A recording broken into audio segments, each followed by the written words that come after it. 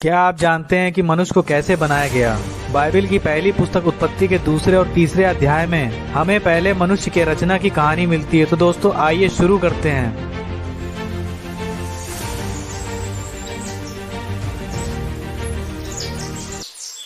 अदन की वाटिका में आदम और हव्वा की कहानी, जिन्हें हम एडम और ईव के नाम से भी जानते हैं। शुरुआत में जब परमेश्वर ने पृथ्वी, समुद्र, पेड़ पौधे और उस पर रहने वाले सभी जीवों को बनाया, तो उसने सबसे पहले नर को बनाया।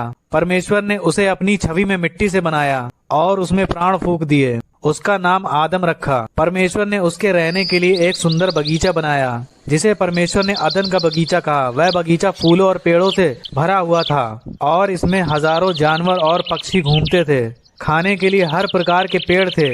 इनमें से दो पेड़ बहुत खास थे जो बगीचे के बीच में थे। एक था जीवन का पेड़ और दूसरा था भले और बुरे के ज्ञान का पेड़।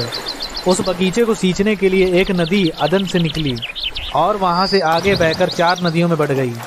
पहली नदी का नाम पिसोन था, दूसरी नदी थी गिहोन, तीसरी नदी हिबकेल और चौथी नदी का नाम फरात था।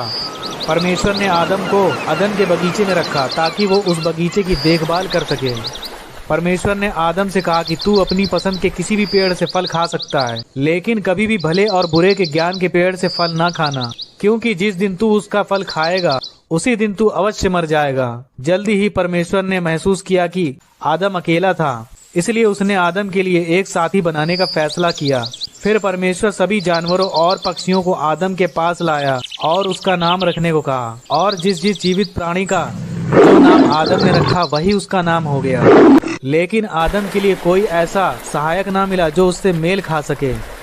तब परमेश्वर ने आदम को भारी नींद में डाल दिया और जब वो सो गया तो उसकी पसलियों में से एक को निकाल लिया और उससे पहली स्त्री बनाई और उसे आदम के पास ले आया। तब आदम ने कहा, ये मेरे हड्डियों में की हड्डी और मेरे मांस में का मांस है, इसलिए इसका नाम नारी होगा, क्योंकि ये नर से निकाली गई है। इसलिए बाइबल बताती है कि पुरुष अपने माता पिता को छोड़कर अपनी पत्नी से मिला रहेगा और वे एक ही तन बने रहेंगे। आदम ने उस नारी का नाम हवा रखा। आदम और उसकी पत्नी हवा दोनों नग्न अवस्था में बगीचे में रहते थे, पर लजाते नहीं थे। उसी बगीचे में एक सांप भी रहता था। एक दिन हवा बगीचे में अकेली जा रही थी, जब उस सांप ने एक पेड़ से फुसफुसाकर हवा से पूछा कि क्या यह सच है कि परमेश्वर ने तुमसे कहा है कि इस बगीचे के किसी भी पेड़ का फल न खाना? हवा ने सांप को उत्तर दिया, इस बगीचे के फलों को तो हम खा सकते हैं, पर जो पेड़ बगीचे के बीच में है, अगर हम उस पेड़ का फल खाते हैं या छूते हैं तो हम मर जाएंगे। सांप ने कहा, तुम नहीं मरोगे, क्योंकि परमेश्वर नहीं चाहता कि तुम भले और बुरे के ज्ञान के पेड़ से फल खाओ, क्योंकि अगर तुम ऐसा करोगे तो तुम भले और बुरे का ज्ञान पाकर परमेश्वर के तुल्य हो जाओगे। हवा ने फल को देखा कि वह फल ताजा और स्वादिष्ट लग रहा था और बुद्धि देने योग्य है, तो उसने भले और बुरे के ज्ञान के पेड़ से एक फल तोड़कर खाया और यह देखते हुए कि फल स्वादिष्ट था, उसने आदम से कहा कि वह भी फल खाए। आदम ने एक टुकड़ा लिया और उसे खा लिया। फल खाने के बाद उन्होंने एक दूसरे को और खुद को देखा और महसूस किया कि वे नंगे हैं और उन्हें शर्म महसूस हुई। उन्होंने अपने शरीर को ढकने के लिए वस्त्र बना लिए। तब उन्होंने परमेश्वर को आते देखा।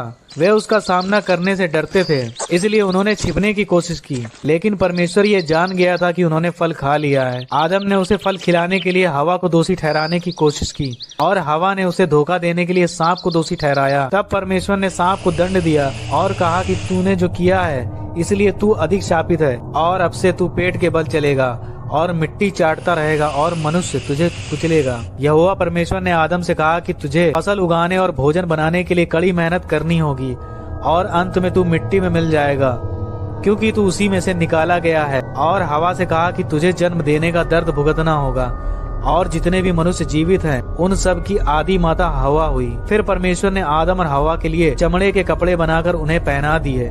फिर यहोवा परमेश्वर ने कहा कि कहीं ऐसा ना हो कि वे जीवन का फल भी खा ले और सदा जीवित रहें। इसलिए परमेश्वर ने आदम और हवा को अदन के बगीचे में से निकाल दिया और जीवन के पेड़ के पास स्वर्गदूतों को और चारों ओर घूमने वाली ज्वाला में तलवार को भी नियुक्त कर दिया। और इस प्रकार जिसे परमेश्वर ने रचा उसी भूमि पर भेजा गया जिससे वह बनाया गया था।